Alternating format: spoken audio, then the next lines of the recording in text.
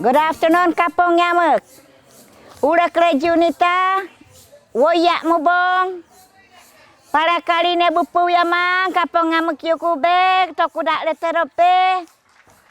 Tumaya Merope Nogong, Webelik Nazatsele. Woyak Mubong, Buzara Junita Night Nuk. Para kali Kone Kaning. Adak Leterakong. Awakili Gombe, Free Besara Wende Kwang, Amerindian Heritage Pele Kwekna Sara, Kapong Yamukudak Letter Free Be. Sara Be. Utomba Yamuk. Urakle Junita Daniels. Useruba. That is Juanita Williams speaking a Patamona language, a dying tradition in Campbelltown. Basically, she is saying her name, where she is from, and that she's the one who makes the curry and that she will enjoy all of the tuma. Campbelltown is an indigenous village in the Bataro Ciparoni, just north of Martin Region 8, and has close neighbors in Princeville and Mycobi. Well, to be frank with you, I don't know my language fluently. I'm Patamona. My parents are, my mother is, my grandmother, we're Patamona. They know the language, but I don't know the language fluently. I can speak one and two phrases, I know words and so in the language, in our language, but in the past councils, before I became Tushao, that was one of the issues that was dealt with, preserving our language. And we had planned to have classes where you have persons who are fluent in the language to teach the children as it relates even to craft. We hardly have persons in our village that knows how to do craft. I remember when I was small, there was this man, Mr. Beard, over there. He was good with that, with craft. And I don't think any of his grandchildren or his children who knows to do craft. There are a few other persons who came from other parts of Region 8 in other Amerindian villages, and they came here and they settled here.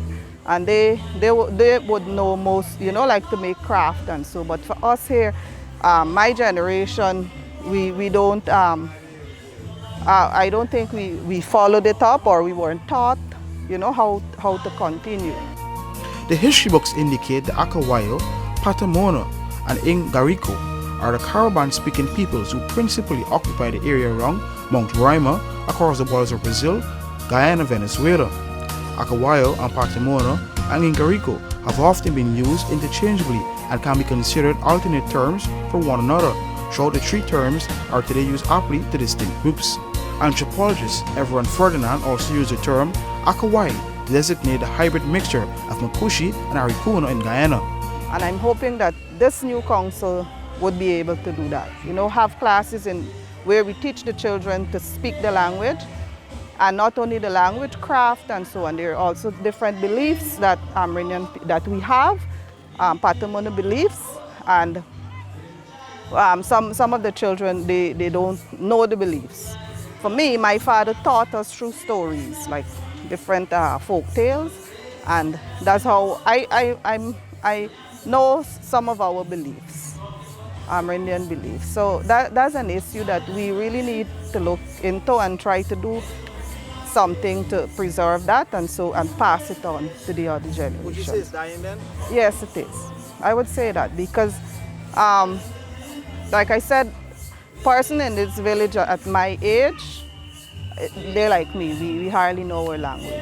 But you have like persons coming from other parts in Region 8, like let's say Keto, Chinapau, and Parmakatoy, and so on. They would come here and they would know the language, and the children know the language too. So those persons who came from other parts, their children still know the language, or they can understand. Some of them can't speak it fluently, but some of them, they still understand. As I strolled the community and took some time out to watch the visiting table team, Diamond Gunners, dominate the home side in a series of matches, I found radio personality Lisa Lee, a born and bred Campbelltown resident. I love this community because it's quite unique in its own way. Some people are still traditional, they still live in their traditional ways. My mom still does the making of the cassava bread, the indigenous foods, the drinks, and that is one of the things that I love most about it. In recent years, we've noticed that our indigenous languages are dying out, but some of the people here still try to pass it down to their children as much as they can. And I love that every year, when it comes to heritage, there's always something to look forward to in our community.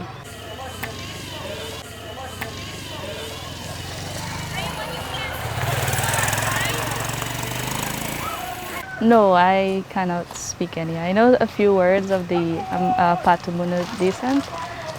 It was never passed down to me, but it is one of the most spoken language here in Campbelltown. You find a lot of Patamonas here. And one way that it can be kept alive is by implementing it in the schools. And that is currently being done at Campbelltown Nursery from the small children. So I think that's a very good thing. They learn the dialect, and when there's like Independence, Republic anniversary, they would have these little children singing the national anthem in the dialect, and it's really nice. Educational opportunities are top priority by Jillian, who is a trained teacher by profession, and she said they are looking to implement more systems to develop their people. I feel that if our people are educated and they can take positions in this village or in this region, then we will get somewhere. So education is one of the that we have to work on, ensuring that our people, our youths here are educated. So they now can bring to the village, and let's move on from there. For example, IT, we have a hub here set up. We're yet to complete it, but I feel that that's the direction that we need to go, since we're in an IT age, and our people, our young people need at least to go, because we don't have opportunities here as persons on the coast. Whatever opportunities we have here, they use, and that's how we are. We don't have like different avenues or so to explore. You just have the basic things here in Madi, and some person can't afford to further their education away from Madi or Campbelltown.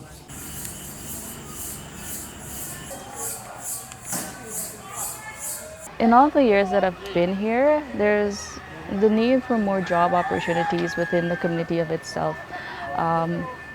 There's a lot of young people that would not make it throughout the secondary level education, and they try to get by day, turning to some other way to find a job.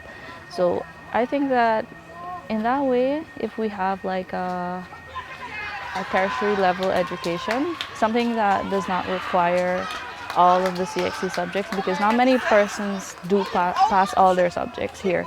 So if we have that, some kind of institution that would help them learn some type of skill here, there's a lot of people that would benefit from it. A lot of our young people coming out of or dropping out of school, there's a lot of them that would benefit from it and would go on to do something more productive in this community. But with more opportunities for self-development, the Tusha still hope that there will be a balance to remember the cultural diversity.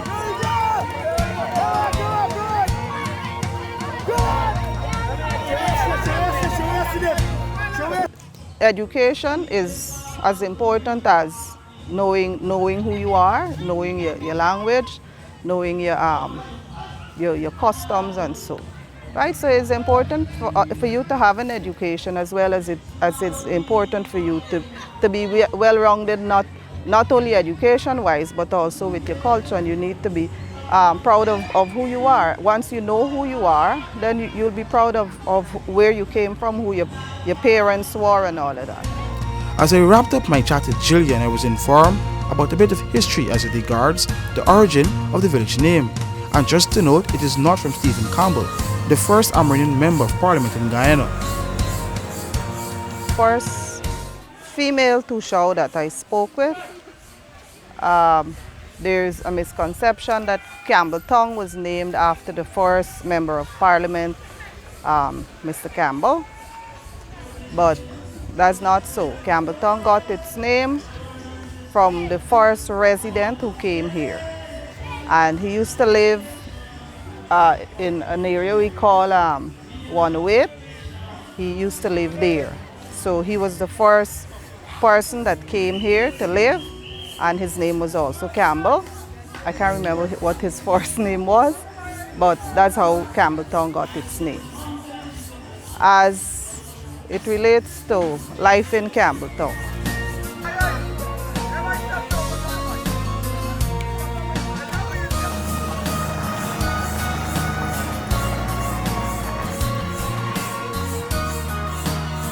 As the pleasantries came to an end and the sun began its descent, it was back to packing bags for a long journey back to Georgetown. But apart from the friendly people and the relaxing environment, I was given another reminder as to why I should certainly return. Campbelltown is a very lovely village. It's quite pleasant, and the people here are amazing as well. And something that people would look forward to is like the indigenous way of life, you know, when you're looking for your indigenous food, when you're looking for your indigenous drink. And also if you'd like to develop a home and, you know, somewhere that's out of the coastland area, Campbelltown is a really nice place to come to. It's quite peaceful.